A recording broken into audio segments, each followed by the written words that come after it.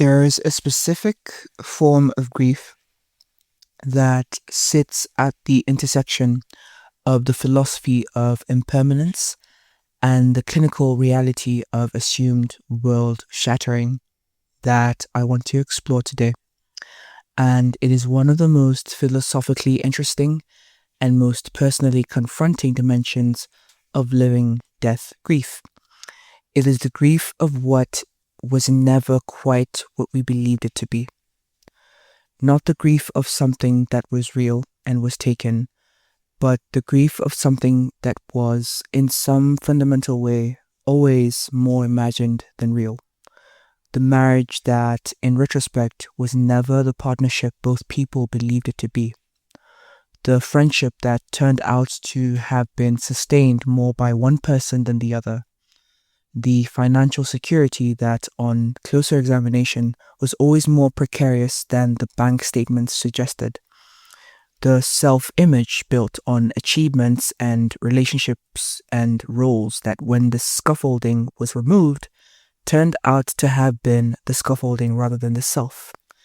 This is the grief that the Buddhist concept of Anicca, impermanence, speaks most directly to. And it is one of the most challenging forms of grief to process because it requires not just mourning what was lost, but questioning what was there in the first place.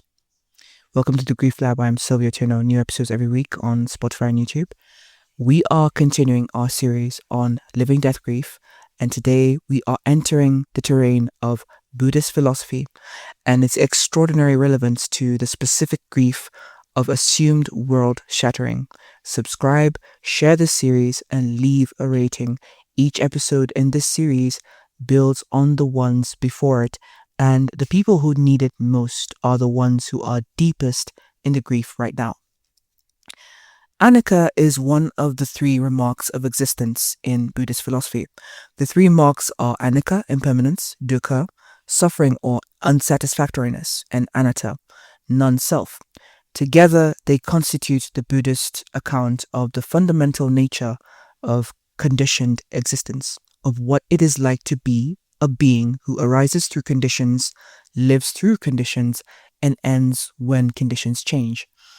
Anicca specifically holds that all conditioned phenomena are impermanent, that nothing that arises through the combination of causes and conditions will persist indefinitely, that the nature of everything that exists in the world of experience, relationships, identities, financial situations, emotional states, the health of the body, the nature of the mind itself, is that it arises, exists for a time, and then changes or ceases. This is not a pessimistic claim. Buddhism is careful about this. Anicca is not the teaching that life is bad because things end. It is the teaching that suffering, dukkha, arises specifically from the attempt to grasp, to hold fixed, to make permanent what is by nature impermanent. From the gap between what we want, which is permanence, continuity, the reliable endurance of what we love and value, and what the nature of conditioned existence actually provides, which is continuous change.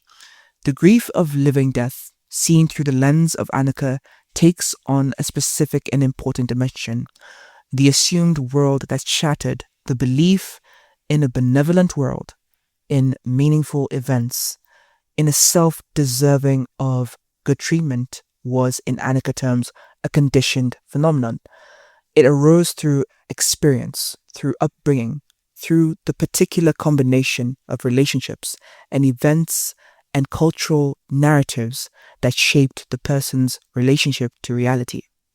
It was real, but it was not permanent, and its impermanence was not a flaw or a tragedy in the cosmic sense. It was the nature of conditioned things. What made the shattering so devastating is not that the assumed world was wrong to exist. It served essential psychological functions, as Jan of Bollman showed. The problem, in Buddhist terms, is the attachment to it, the belief that it would endure, the investment in its permanence, the failure, which is not a moral failure, but simply the natural failure of a human mind not trained in the awareness of impermanence to hold the assumed world with the kind of open, aware, non-clinging appreciation that Anicca practice teaches.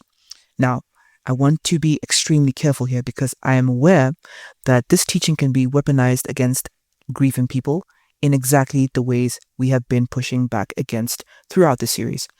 The grief of betrayal and financial ruin and identity collapse is not resolved by being told that nothing was ever permanent and therefore there is nothing to grieve.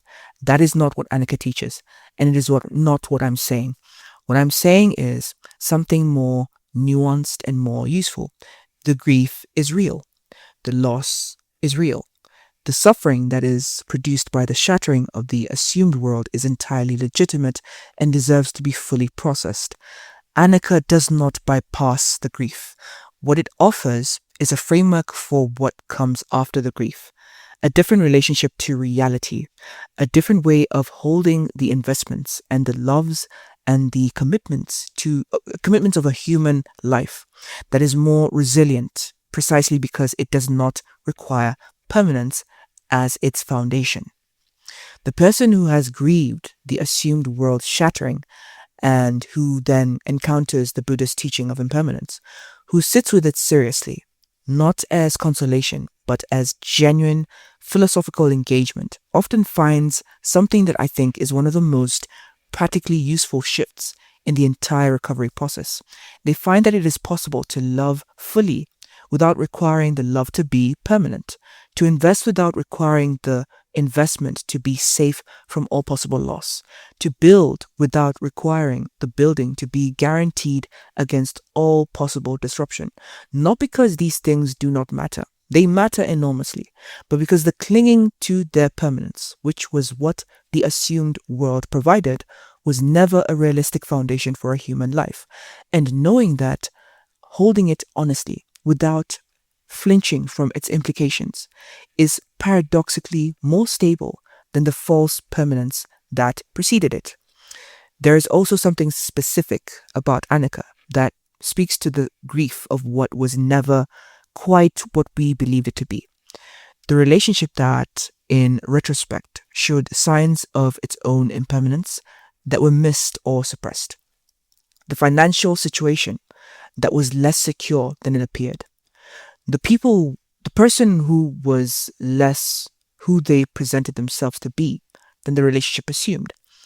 This retrospective grief, the grief of recognizing from the position of the shattering that the thing that was lost was never quite as solid as it seemed, is one of the most complex and most philosophically confronting forms of living death grief, because it challenges not only the loss but the love, not only the present but the past, not only the shattering but the thing that shattered. Anicca offers a way of holding this complexity that neither denies the love nor falsifies the retrospective knowledge. Yes, the relationship was impermanent. Yes, the financial security was conditional. Yes, the person was more complex and less reliable than the relationship assumed. All of these things are true. And simultaneously, true is that the love was real, the investment was genuine, the trust was extended in good faith. Impermanence does not retroactively invalidate what was real. It simply describes its nature. And the grief for the impermanent thing, for the thing that was real and conditional and finite, is as legitimate as any grief for any other real and conditional and finite thing. Let me close with a practice from the Buddhist tradition that I find genuinely useful in grief work and that I want to offer to the listener as something to sit with. It is the practice of holding things lightly, not indifferently, lightly. There is an enormous difference. Indifference says it does not matter because nothing is permanent. That is not the teaching. That is a distortion of the teaching. The teaching is it matters because it is real, and I hold it with full awareness of its impermanence, which allows me to be fully present with it while it is here, rather than spending the time of its presence in anxiety about its eventual absence. In grief, this practice looks like learning to hold the love that was real without requiring it to have been permanent, to acknowledge that the relationship was genuine without requiring it to have been immune to all possible end, to invest in the next relationship, the next project, the next version of life, not in spite of the knowledge that it too is impermanent, but in full awareness of that knowledge, which is a more honest and ultimately more resilient foundation than the false permanence that preceded the shattering. What was lost was real, and it was impermanent. Both things are true. In grief, full, honest, witnessed, unhurried grief is the process of learning to hold both at once. This is the Grief Lab. I'm Sylvia Tino. Every week on Spotify and YouTube, share this with someone who is struggling with the complexity of grieving something that was not entirely what it seemed. The Buddhist framework has something profound to offer them.